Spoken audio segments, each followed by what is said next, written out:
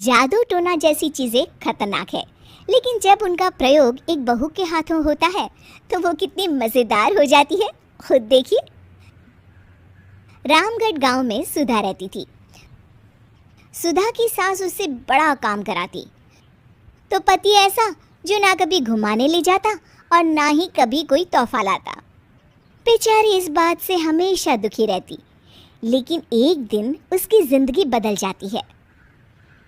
अरे सुधा, सारा दिन न जाने क्या क्या सपने देखती रहती है। जाकर कुछ बढ़िया सा खाना बना कर ले आ। सपना ना देखो तो क्या करूं? मेरे तो कर्म ही फूट गए जो ऐसे घर में शादी हो गई। इससे अच्छा तो माँ जी कोई फुल टाइम मेड ही रख लेते। ओहो, बढ़िया ही फुल टाइम मेड रखने वाली। मेरे बेटे के लिए तो विलायत से रिश्ते आ रहे थे। वो तो तेरे पापा ने तेरी इतनी झूठी तारीफ कर दी कि हमारा तो मन ही पिघल गया। अच्छा, विदेश से रिश्ते? वाह माँ जी वाह। अरे भगवान से तो डरिए, विलायती बहू लाकर क्या गाय का गोबर लिपवाती। बहू बहू होती है ना, वो देशी होती है ना विलायती। बहू का काम सिर्फ सास की सेवा और घर का काम होता है। और सुन, तुझे मैं क्यों बताऊं कि मैं क्या करती? जाकर घर का काम कर। सुधा मन महसूस कर वहां से चली जाती है। शाम को सुधा का पति जल्दी घर आता है, जिसे देख सुधा खुश हो जाती है। जी, आ गए आप? जरूर मुझे कहीं घुमाने ले जाने का प्लान होगा आपका। सब समझती हूँ मैं। अरे नहीं भाग्यवान, घूमना क्या है, बस आज जल्दी बस मिल गई तो घर जल्दी पहुंच गया। अच्छा सुनो, जरा आज शाम की चाय के साथ पकोड़े भी तल लेना, बड़ा मन कर रहा है। सुधा पति की बात सुनकर पैर पटकती हुई किचन में चली जाती है।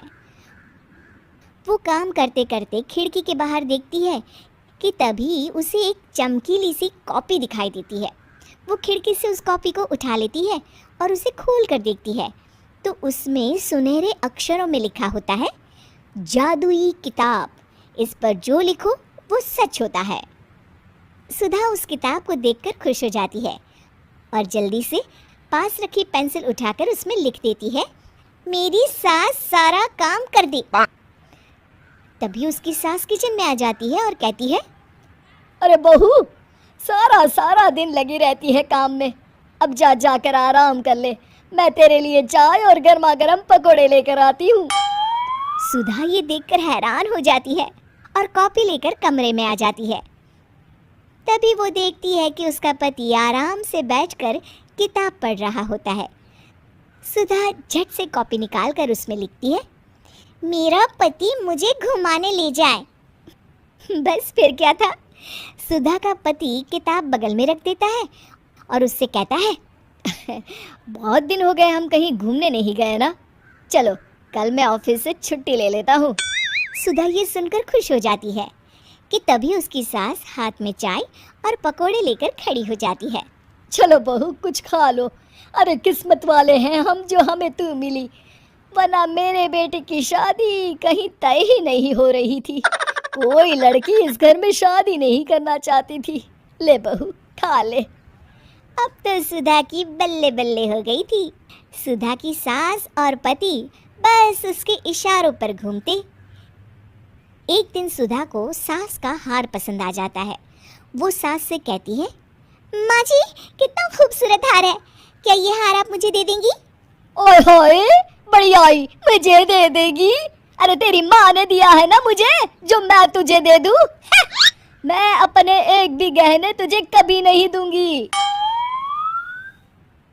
तभी सुधा अपने कमरे में जाती है और कॉपी में लिख देती है, सास के सारे गहने मेरे हो जाए।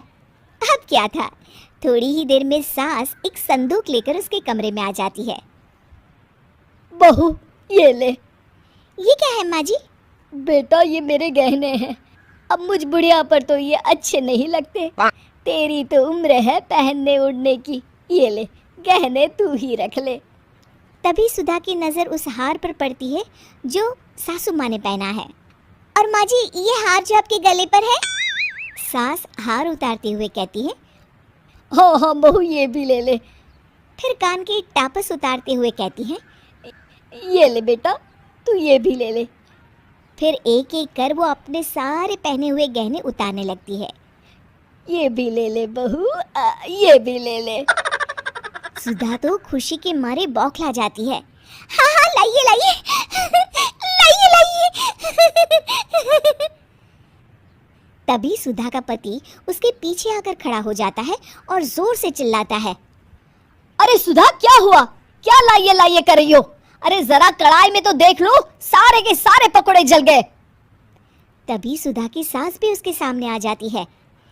इस लड़की से तो एक काम ठीक से नहीं होता, दिन भर सपने ही देखती रहती है। तभी सुधा को होश आता है।